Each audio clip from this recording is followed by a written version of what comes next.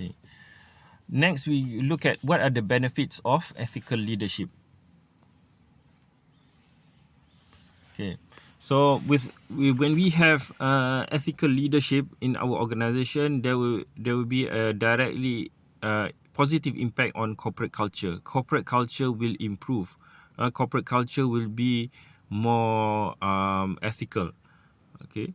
Whereas a weak ethical leadership or a leadership that is unethical will, even though the corporate culture tries, there is effort to create an ethical corporate culture, but with weak leadership, or in fact leaders that are unethical, there will be problems in inculcating ethical corporate culture. Higher employee satisfaction and commitment. The more ethical the leaderships are, then the higher the employee will be satisfied with their job. Okay, when the employees will be satisfied if they have ethical leaders, and employees will be more committed towards the job. But when leaders in an organization are unethical, employees will find conflicting values between them and the leaders, and they might not be comfortable with some of the actions of the leader, and in the end, employees will um, uh, employees will not work anymore with the organization, will quit the organization. So their commitment will be affected. Uh, Strong leaderships with external stakeholders. Okay, when leaders that are ethical will have strong connections with external stakeholders, with customers, with society, because they are ethical. They consider the needs of the society and how the organization's actions are affecting the society. Therefore, they will have a strong relationship with the external stakeholders. Strong impact on long-term market firm valuation. There is studies show that there is positive association between ethical commitment of employees and a firm's valuation of the stock market. So when we have ethical leaders, we will have committed employees within the organization. And when there are ethical commitment of employees in an organization, studies show that the valuation in the stock market, the the stock price of the company is highly valued in the stock market. With ethical leadership, there will be more likely to see government fines reduced if misconduct occurs. Okay, so because ethical leadership will demonstrate that organizations have done their part, their responsibility in instilling ethical values. But if there is misconduct that happens because of some employees that are less ethical, the fines imposed by the government will be reduced, because they still see that the organization has tried to instill ethical values despite some wrongdoings among the employees. Benefits of ethical leadership include creating significant competitive advantage or value for the company. Okay, with ethical leadership, there will be good practices among the people in the company, and this may give a competitive advantage.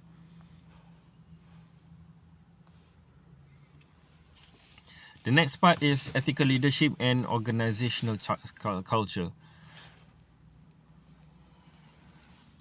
Organizational culture emerges whether or not there is effective leadership. Okay, whether you have effective leadership, organizational culture will form, and organizational culture is something that forms over time. It takes time. It is a long term.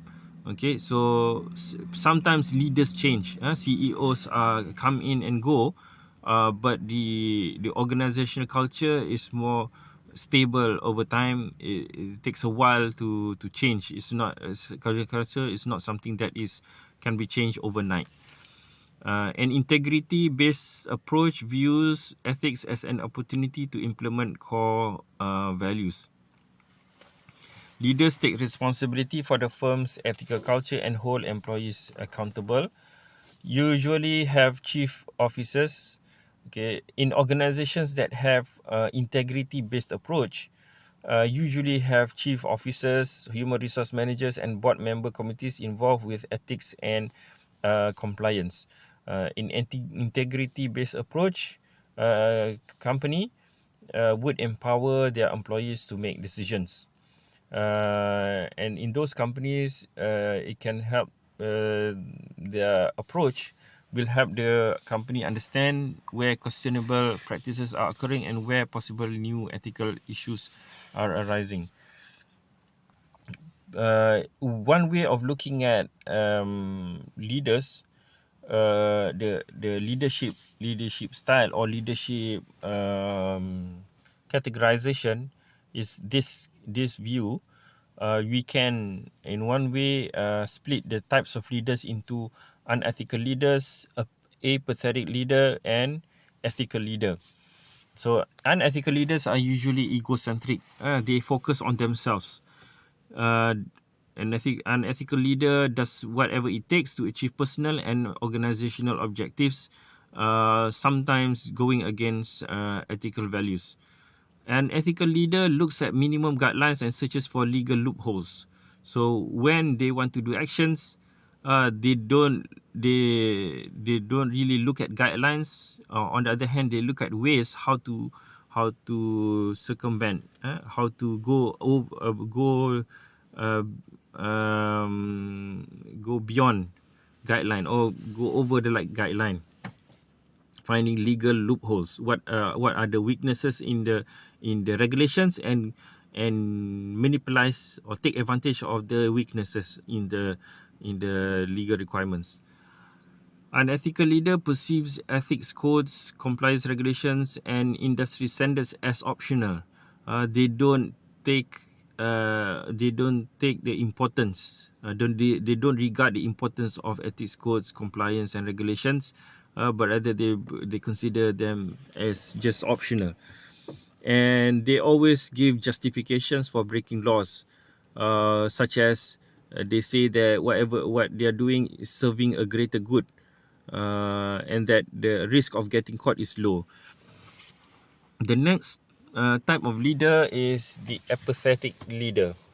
So apathetic leader cares little for ethics.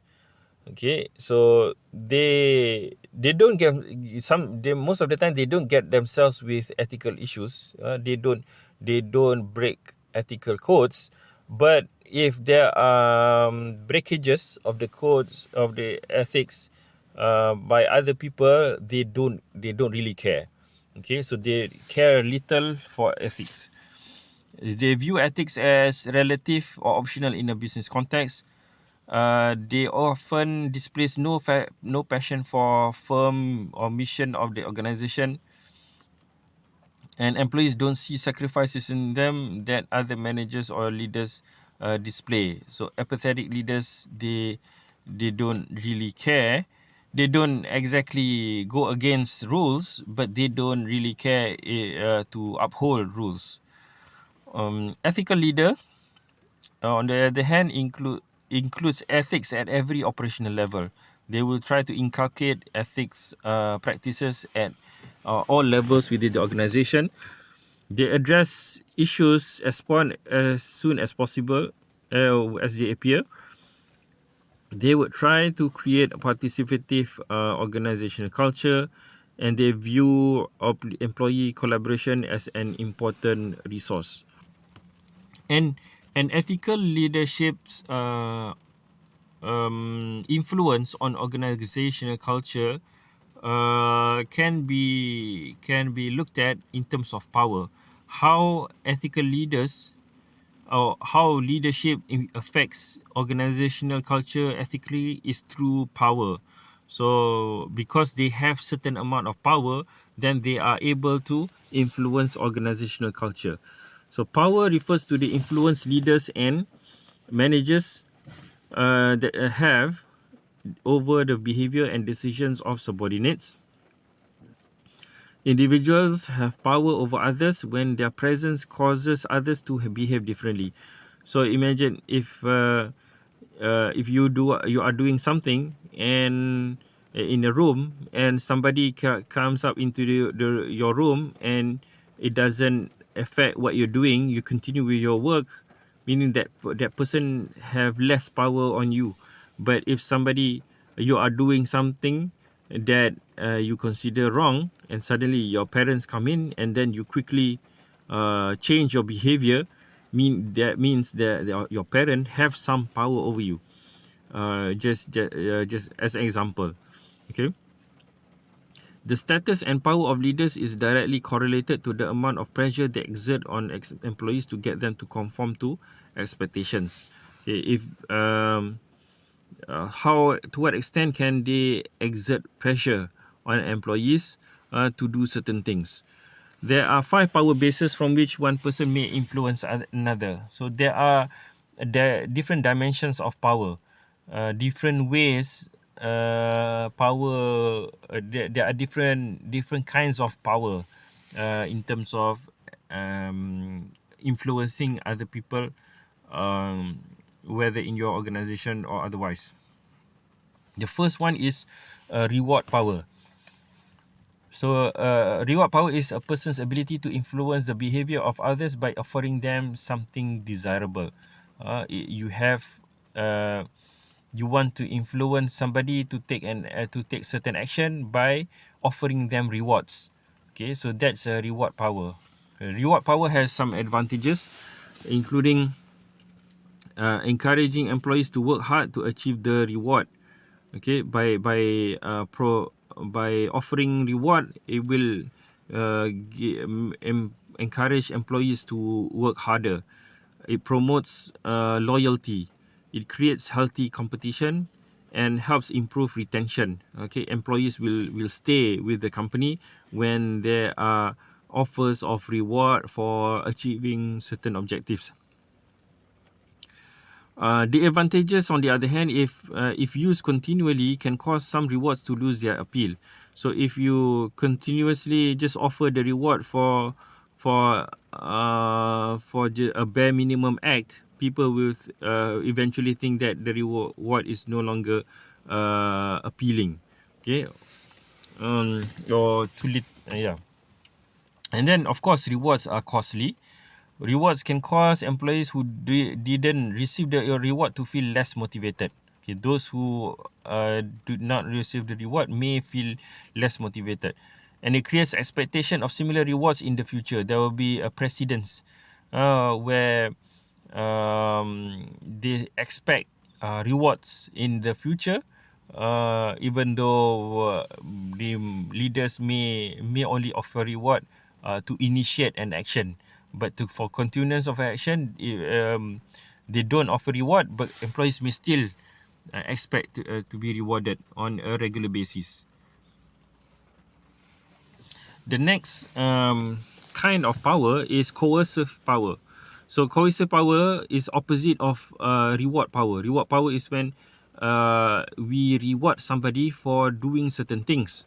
But coercive power is the opposite, where it penalizes actions or behavior, or where we penalize somebody for not doing things or for doing certain things that we do not want. Okay, the advantage is quickness of results. Okay, if we have coercive power, penalty is the result is quick and very short term. You can get the benefit, the short term benefit by using coercive power. However, the disadvantage is that lowers job satisfaction. Okay, employees will be less in terms of the job satisfaction, potentially higher turnover, where employees will quit. There will be more employees quitting, and therefore we need to take in more employees regularly, and then those employees then quit, so there will be high turnover. a threat of backlash from employees, close supervision needed. Okay, because when we use coercive power, um, to punish for doing actions that we do not want, or not doing actions that we want, we need to have close supervision in order for us to implement the penalty.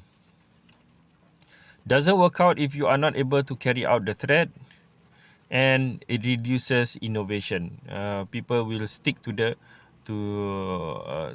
what is required only, and will reduce innovation. The next type of power is legitimate power. Legitimate power is the belief that a certain person has the right to exert influence and certain others have an obligation to accept it. Okay, so legitimate power is unlike coercive power or reward power. The fact that the other person is in his position gives him the right to exert some influence. Okay, even though he may not have the reward power or coercion power. A very simple example again is like having our parents. Okay, so by them being our parent, they already have that right to exert influence on us. Okay, so that's legitimate power. The advantages is it helps ensure employee compliance with a manager's orders. Okay, so when an employee recognizes who is his manager, then by that virtue alone, there is some legitimate power. He will follow the instructions of his manager, whether or not there are rewards or there are penalties. The advantages of legitimate power, other advantages include establishes a hierarchy, enabling employees to understand who has authority over whom, and then accepted as cultural norm in most societies. Okay, if there is a norm within a lot of societies that there are some legitimate power going on. I do believe that a lot of the Asian countries, we have this concept of guru, our teachers, our mentors. There will be mentors usually have some legitimate power over their followers, over their mentees. There's a concept of respecting the gurus. Um, and then the disadvantages of legitimate power is that it can create dissatisfaction, resistance, and frustration among employees. It does not harness loyalty and respect, and it can easily be abused towards personalized needs. Okay, and there are cases of managers harassing, abusing their subordinates, and their subordinates just accept what happened to them because they do not they are accepting this legitimate power coming from their superior. The next type of power is expert power.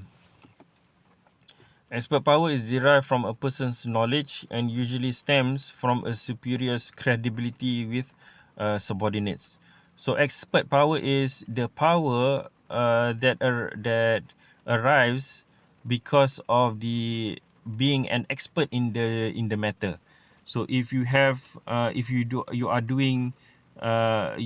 team that is engaging in a certain project, and you have an expert, so there is a natural tendency for the rest of the team members to follow the instructions of the expert, even though the expert does not have legitimate power, or does not have the ability to give reward or even punish them.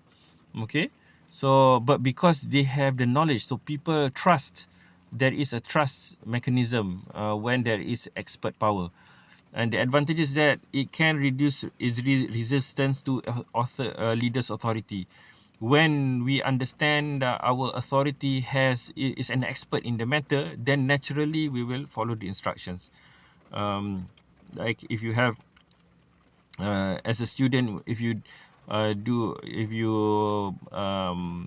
write a thesis and you have your supervisor, and your supervisor is an expert in the field, then naturally you will follow the instructions, even though your supervisor is not able to reward you, is not rewarding you anything or punishing you for anything. But the fact that he's an expert in the matter, you will trust his guidance. Expert power has the advantages of able to influence due to knowledge and skills, easier to get promoted to senior management. Those who have expertise will have a better chance to be promoted, increase trust and respect, and can build up self-confidence in the workplace.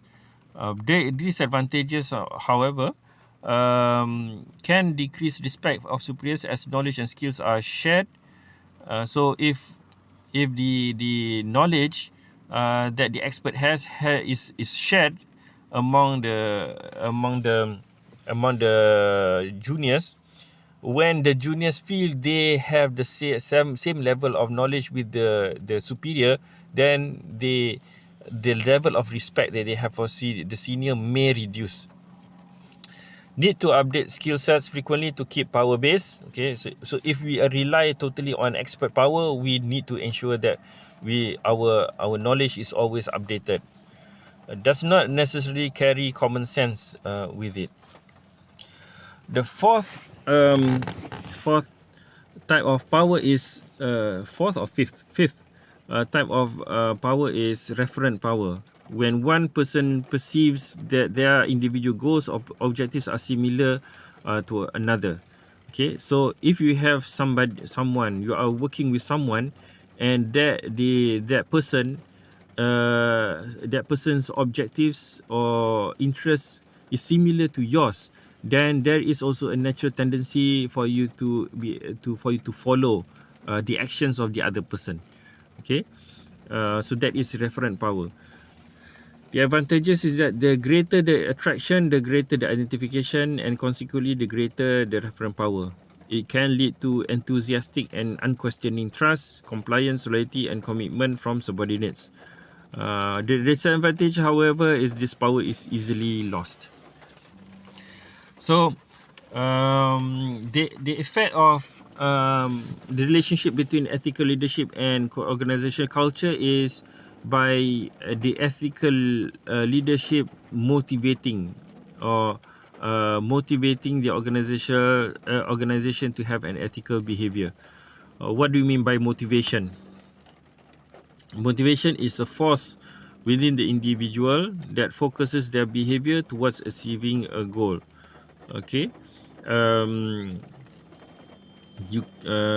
it's a force.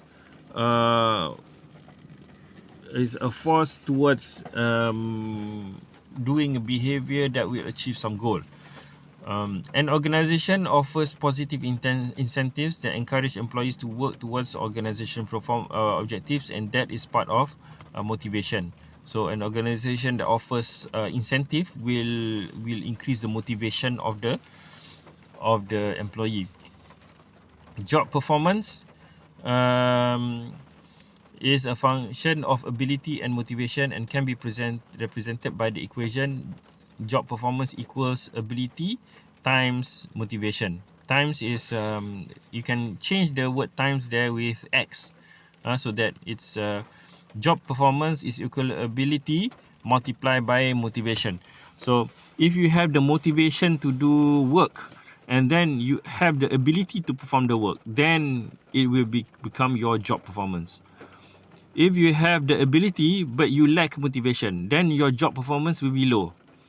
If you have motivation but you lack ability, then your job performance will also be low because your performance will be incorrect. For example, you have you have the motivation to do it, but you don't have the ability. So is the job is not actually executed properly. Okay, so job performance is equal the ability to do it multiplied by the motivation to do it. Um, An individual's career stage, age, organization size, and geographic location affect the relative priority given to satisfying respect, self-esteem, and basic physiological needs. Relatedness needs satisfied by social and interpersonal relationship, and growth needs satisfied by creative and productive activities.